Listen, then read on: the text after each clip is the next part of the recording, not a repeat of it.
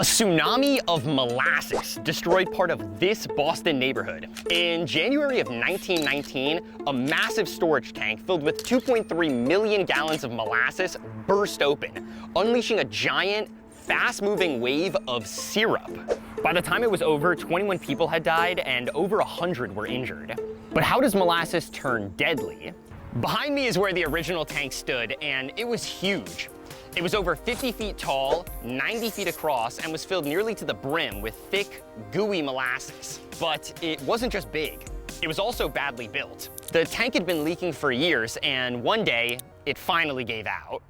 Now, molasses is pretty dense.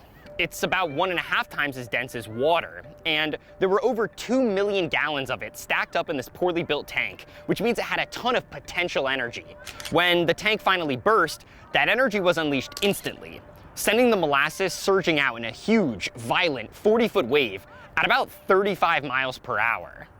That's a lot of force, but that might not have been what made the disaster so deadly. The thing is, the molasses would have fundamentally changed as time went on because of one crucial thing: temperature. This is a cup of warm molasses, and as you can see, it's pretty thin and moves pretty fast. This is a cup of cold molasses, and you can see just how much thicker it is in comparison. As the molasses poured out of the tank on the day of the accident, it was relatively warm, and it quickly covered several blocks. But as the day went on and the temperature dropped, it thickened, turning the initial wave into a sticky, suffocating trap. Some survivors were trapped in the molasses for hours after the initial flood, ultimately suffocating under the increasing weight of the syrup before help could arrive.